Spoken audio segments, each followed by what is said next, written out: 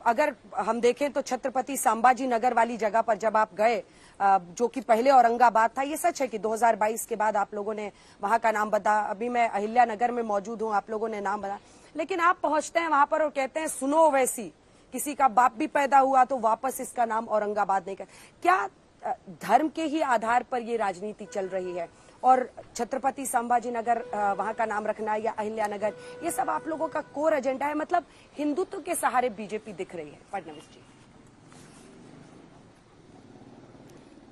देखिए, अगर आप मेरे भाषण सुनेंगे तो मैं 95% भाषण ये विकास पर देता हूं, क्या किया है, क्या करने वाले हैं, इसके ऊपर बोलता हूं। 5% मैं जवाब देता हूं। मैं संभाजीनगर जब पहुंचा तो उससे पहले ओवैसी जी की सभा वहां पर हुई थी और उस सभा में यह कहा गया कि ये कैसे छत्रपति संभाजीनगर है, कौन थे संभाजी, ये तो हमारे पुरखों ने बसाया हुआ है, ये तो हमारी जमीन है। तो मुझे उनको बताना पड़ा कौन है संभाजी।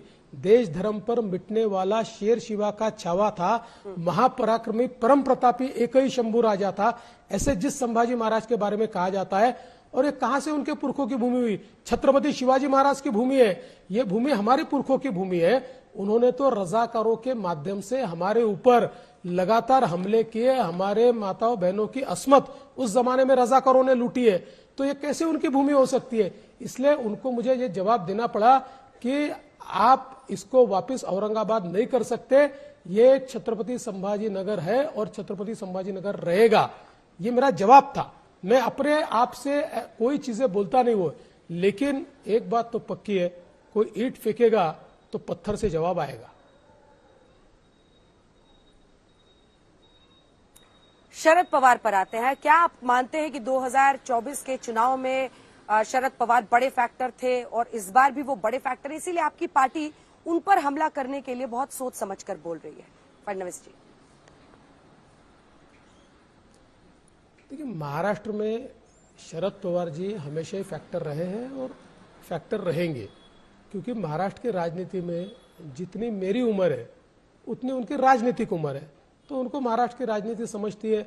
महाविकास आघाड़ी या ये जो गठबंधन तैयार हुआ है, ये शरद पवार जी ने तैयार किया हुआ है, शरद पवार जी ही इसको चलाते हैं। कभी उद्धव जी को ऊपर करते, कभी कांग्रेस को ऊपर करते, कभी इनको नीचे करते, कभी उनको नीचे करते, तो रिमोट कंट्रोल तो पवार साहब के हाथ में है। लेकिन ऐसा नहीं है, मूल रूप से इस बार की हमारी लड़ाई कांग्रेस के खिलाफ है।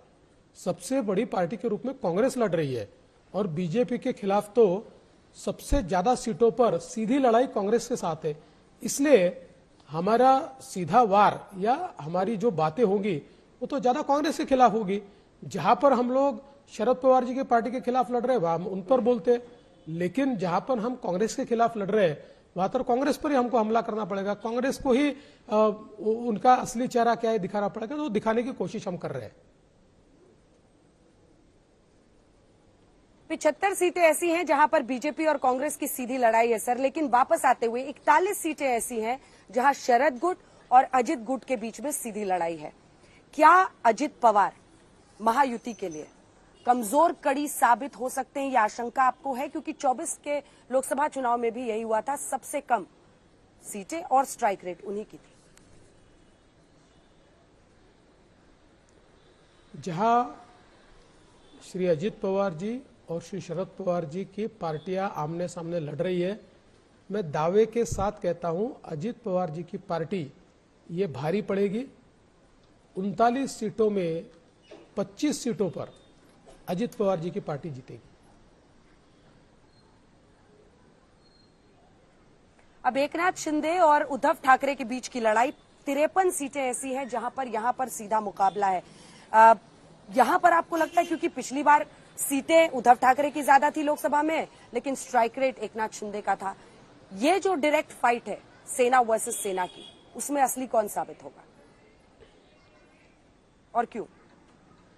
मुझे पूर्ण विश्वास है कि जो शिवसेना है, हिंदू हृदय सम्राट शिवसेना प्रमुख बाला साहब ठाकरे जी की शिवसेना, जिसके अब राष्ट्रीय अध्यक्ष ये एकनाथ शिंदे जी है, यही हावी रहेगी, क्योंकि उन्होंने लोकसभा में अपना बेस एस्टेब्लिश कर लिया।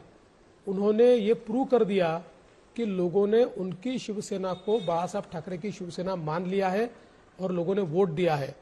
और हमारा और शिवसेना का जो गठबंधन है, इसमें हमारा जो वोटर है वो बहुत इजीली शिवसेना को ट्रांसफर होता है, या उनका भी हमको होता है, क्योंकि लोगों को एक दूसरे को वोट देने की आदत है। इसलिए उन सभी सीटों पर बीजेपी और शिवसेना मिलाकर हम लोग एक बहुत फॉर्मेडेबल कॉम्बिनेशन है। कुछ सीटों पर एनसीपी की भी बहुत अच्छी मदद हमको मिल रही है। तो मुझे लगता है कि इन सीटों पर वापस एक अच्छा स्ट्राइक रेट ये एकनाथ शिंदे जी की शिवसेना का होगा।